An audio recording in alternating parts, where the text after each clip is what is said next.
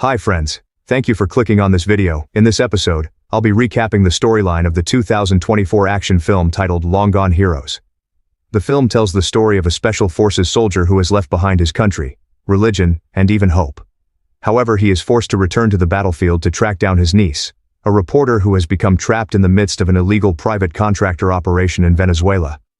This film was released in September 2024 and has a rating of 5.2 out of 10 stars on IMDb. Alright, let's dive into the plot of Long Gone Heroes.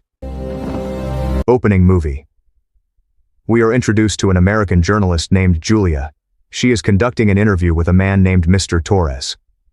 "What's happening in your country right now?" Julia asks. "My people are starving, dying in the streets because they can't feed their families. Inflation has reached 1,200%. Former President Chavez and the current President Maduro have mortgaged the wealth and future of this country, including its people, to foreign nations. The worst thing that ever happened to Venezuela was the discovery of an ocean of oil in 2017. Since the US imposed sanctions, there has been no change. Oil production and exports have actually increased more than before. They are using the sanctions to justify the rise in barrel prices. As a result, America is still operating in Venezuela. North America has an oil company in Venezuela called Keystone Oil. To protect Keystone Oil and ensure its oil distribution, they have partnered with private contractor groups that control the land here. The private contractor group is managed by General Roman, and their connections in America are supported by Senator Olivia Peterson," explained Torres. Hearing this, Julia lowers her head because it turns out Senator Olivia is her mother. Next scene. In California, we are introduced to a former Special Forces operative named Gunnar. He is watching the news on TV, which is broadcasting a press conference from Senator Olivia Peterson. In the conference, Olivia expresses her growing concern about the situation in Venezuela. She says, "The economy is collapsing, and the crime rate is rising rapidly, especially crimes against women. President Maduro has even formed an alliance with..." When he descended into the garage, it turned out that Senator Olivia was already there. It turns out, Senator Olivia is Gunnar's sister-in-law, the wife of his late brother. Olivia came to meet Gunnar to deliver the news that Julia had been kidnapped in Venezuela. After receiving the news, Gunnar immediately met with two of his colleagues, West and Maddie, who were also former Special Forces operatives. He told them that his niece Julia had been kidnapped in Venezuela and asked for their help to save her. Gunnar then met his ex-wife, who gave him data about the American private contractors in Venezuela. The company is owned by General Roman and assisted by his right-hand man, Moro. When Gunnar saw a photo of Moro, he was shocked because he recognized him. It was strongly suspected that Roman and Moro were behind Julia's kidnapping because Julia was trying to expose an illegal oil distribution and sales scandal involving the Venezuelan government and Keystone Oil, which had partnered with Roman's private contractors. Next, Gunnar asked Olivia why she hadn't told him from the beginning that Roman was involved.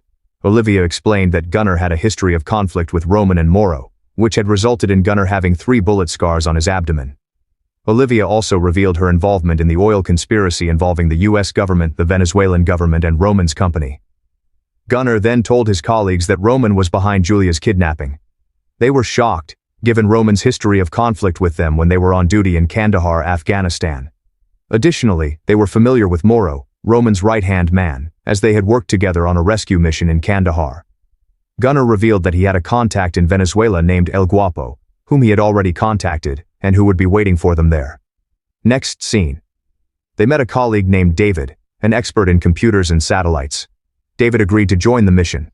The team set off for Venezuela and landed safely. Gunnar asked David to input the coordinates for their meeting with El Guapo. After checking, the location was 4 clicks north.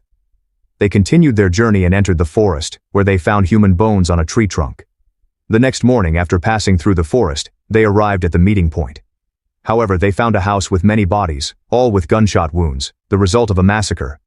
El Guapo, Gunnar's colleague, explained that the massacre was carried out by Moro, Roman's right-hand man. The victims were the family and security guards of the vice president of Venezuela's state-owned oil company. They were killed because of a conflict with Roman's company. El Guapo also informed them that Julia had been captured by rebels working with Roman and was now being held at Keystone Oil's facility. El Guapo led the team to that location. Next scene. The kidnapped Julia met directly with Roman and Moro. Roman took Julia's phone and demanded she unlock the encrypted video of her interview with Mr. Torres. However, Julia refused. Roman then ordered his men to bring in an illegal immigrant they had captured and threatened to kill the man if Julia didn't unlock the encryption. Julia still refused, confident that Roman was only bluffing. Roman then ordered his men to bring in a mother and her baby, once again threatening Julia. Reluctantly, Julia complied and unlocked the video. Meanwhile, Gunnar and his team arrived at the target location. They checked the worker's house, which was empty. Gunnar asked West to monitor enemy movements from a high vantage point, while he and El Guapo approached the target. West counted the number of enemies and reported back to Gunnar. After receiving the report, Gunnar instructed the team to join him. Equipped with their tactical warfare skills, the team began their action.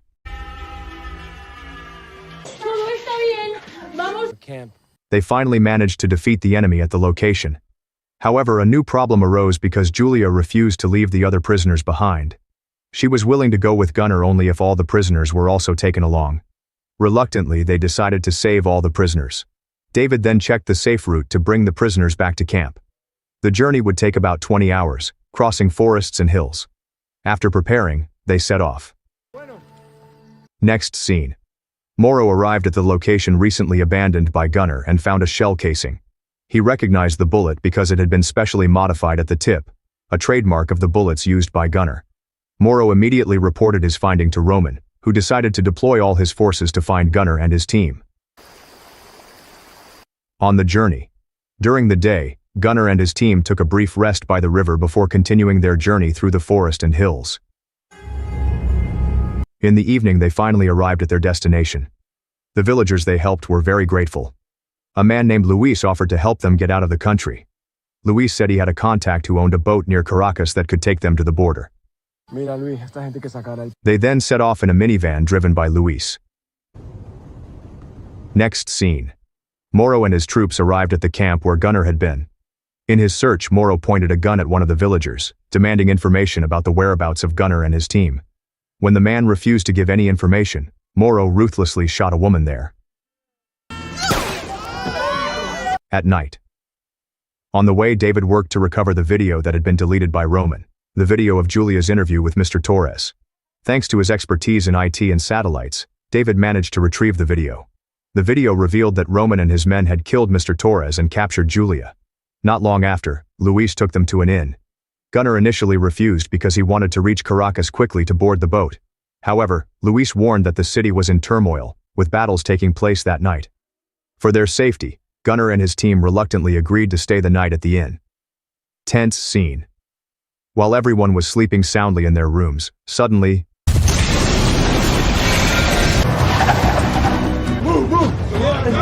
they managed to escape and leave the location, but bad luck befell Matty. He was captured by Roman and Moro. Roman then came to meet him. "How are you, Matty?" Moro asked sarcastically. "Seems like this is the end of your journey," Roman added. Roman asked Matty to tell them where Gunnar and the others had gone. However, Matty refused to reveal any information. Not long after, one of Roman's men reported that they saw Gunnar and his team heading toward Santa Ynez Beach. Upon hearing this, Roman decided to pursue Gunnar and Julia. Roman then ordered Matty to be executed. Meanwhile, Gunnar and his team kept moving and eventually arrived at a night market. West asked, "What about Matty?" "Matty is gone," Gunnar replied shortly with a heavy tone. Gunnar then gave Julia a weapon and told her to continue the journey with the others. He also instructed them to meet again near the river. They continued their journey, temporarily parting ways with Gunnar. Not long after, a man at the market provided information to Moro's men about their whereabouts. It didn't take long for Moro's men, along with local soldiers, to approach the location. Gunnar and his team quickly hid when they realized the enemy was starting to search for them. However, the enemy who spotted Gunnar immediately opened fire, and a fierce gunfight ensued. The next morning, Moro's men were seen standing guard in the car, waiting for Gunnar's arrival. However, unbeknownst to them, Gunnar had been observing them from a distance. Quickly, Gunnar threw a grenade under the car, which exploded with a loud bang. After that, Gunnar fired shots into the air, causing the local residents to panic and run for cover. Not long afterward, Moro received word from a local resident who reported seeing Gunnar enter the church. Upon hearing this, Moro immediately moved toward the church. Knowing that Gunnar was there alone, Moro decided to enter without weapons to make the fight seem fair. He ordered his men to stay outside. Seeing Moro enter unarmed, Gunnar also removed his vest and weapon. They stood facing each other in the middle of the church. "It's been a long time," The last time we met was in Kandahar, right? Moro said, starting the conversation. Look around you. There's nowhere left for you to go. This will end here, Gunnar replied sharply. You kidnapped my niece, and for that I'll kill you here. The atmosphere in the church grew tense as these two old enemies prepared to settle their conflict. Long day, Gunnar. After they arrived at the location, the injured Guapo decided to stay behind. He asked his team to continue the journey to the meeting point near the river. Hearing this, West refused and urged him to come along. However, Guapo remained firm in his decision.